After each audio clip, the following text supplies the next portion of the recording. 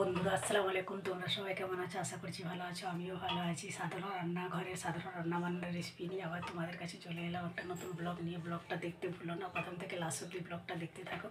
তো আমি চান করে একদম রেডি হয়ে বেরিয়ে গেছি। এখন আমি রান্নাঘরে চলে এসেছি। এখন এই যে ব্রেড স্যান্ডউইচ তৈরি করব। এই যে আলুর ব্রেড স্যান্ডউইচ তৈরি করব, পরে বাটারে শিখে আর খেয়ে নেব। খেয়ে দিয়ে আমি আমার মেয়েকে স্কুলে আনতে যাবো। তো দেখতে থাকো তোমরা আমি কী কী করছি। তো এখনও স্যান্ডউইচটা তৈরি করে নিই, তারপরে তোমাদেরকে দেখাচ্ছি কেমন। এই যে আমার স্যান্ডউইচ হয়ে গেছে। এই যে আলুর স্যান্ডউইচ আমি বাটার দিয়ে সেঁকে নিয়েছি। এই যে আর এখানে সস নিয়ে নিয়েছি, চা নিয়ে নিয়েছি। এটা আমি খাবো, খেয়ে দিয়ে আমার মেয়েকে স্কুলে আনতে যাবো। তোমরা দেখতে থাকো। এই যে রাস্তায় বেরিয়ে গেছি।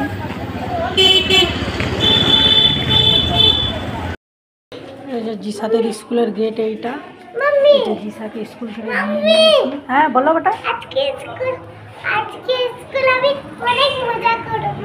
হ্যাঁ, জিসাকে স্কুল থেকে নিয়ে নিয়েছি। একটু ব্লাউজ দোকানে যাব, ব্লাউজ সেলাই করার জন্য। জিসাইয়ে ছুটাছুটি করছে। আর জিসার জন্য কিছু জিনিসও কিনে নিয়েছি, সেটা তোমাদেরকে বাড়িতে এসে দেখাবো। হ্যাঁ গান্দা, আসো এই পাশে। আমার আন্টি আসেন।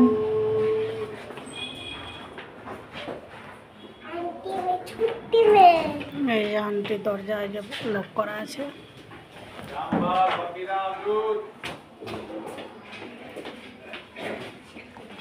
যাওনিও পাশে, পাশে আসো।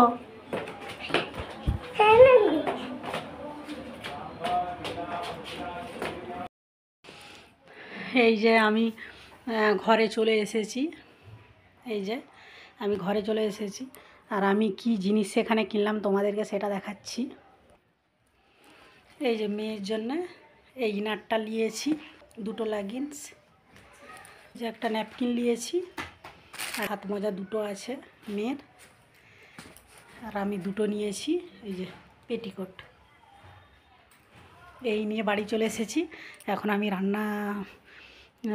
রান্নাঘরে যাব। তো কি রান্না করছি সেটা তোমাদেরকে দেখাবো, তোমরা সেটা দেখতে থাকো। এই যে আমি রান্নাঘরে চলে এসেছি। এই যে মাংসটা ফ্রিজ থেকে বের করে এই যে ভিজিয়ে রেখেছি। এদিকে দুধটা চাপিয়ে দিয়েছি, এদিকে ভাতটা এই যে চাপিয়ে দিয়েছি, ভাতটা হচ্ছে। এদিকে বাসনগুলো আছে, আমি ধুয়ে নিই। ধুয়ে আমি কাজটা টপ করে সেরে ফেলি। এই সময় বরমশাই বলছে দুটো ডিম হাফ বয়েল করা খাবো। এই যে ডিম নিতে, এই যে খুব তাড়াতাড়ি হুটাপাটি করে কিছু কাজ করতে গেলে এই যে যা হয়। এই যে একটা ডিম ফেটে নষ্ট হয়ে গেল। এই যে বাটিতে আমি তুলে রেখেছি, ভাজা করে দেবো। দুটো ডিম এই ভাতের মধ্যে দিয়ে দিয়েছি, হয়ে যাবে। হয়ে গেলে আমার বরমশাইকে দিয়ে দেবো। তো তোমরা ভিডিওটা দেখতে থাকো। এই যে হচ্ছে, এটা মাঝে মধ্যে লাগতে হবে হালকা করে, কারণ পেঁয়াজটা তাহলে গলে যাবে হালকা। আমি আবার আসছি, দেখতে থাকো ভিডিওটা। এই যে আমি লাগছি, তার মধ্যে আমি দিয়ে দিচ্ছি এই ভাজা ধনে আর জিরে গুঁড়ো।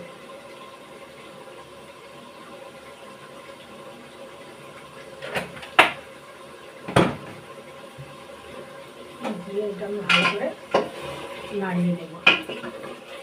ফুটে গেছে কিছুক্ষণ, এর মধ্যে আমি দিয়ে দেবো ছোলার ডাল। এটা ভালো করে আমি কষাবো, কষিয়ে তারপরে জল দেবো। ঢাকনাটা দিয়ে দিই।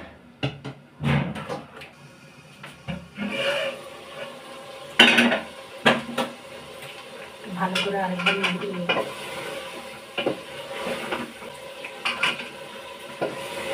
এইভাবে আমি কষাতে থাকবো, একদম জলটা মেরে গেলে, শুকনো হয়ে গেলে জল অ্যাড করবো।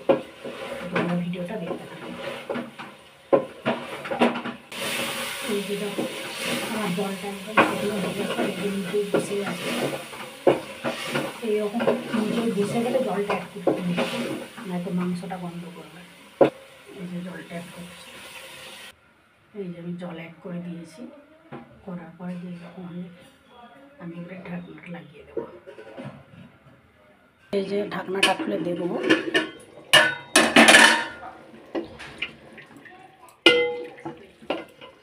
এই যে দেখো,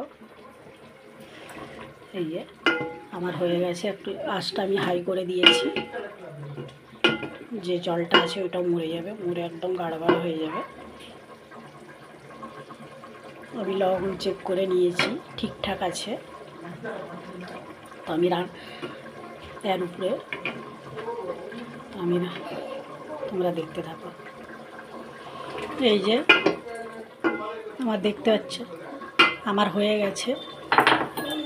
এর মধ্যে আমি এই যে এলাচ আর কাঠে যে গুঁড়ো করেছি এর মধ্যে দিয়ে দিচ্ছি, দিয়ে আমি নেড়ে এইটা আমি নামিয়ে তোমাদেরকে দেখাচ্ছি, দেখতে থাকো। এই যে আমার হয়ে গেছে,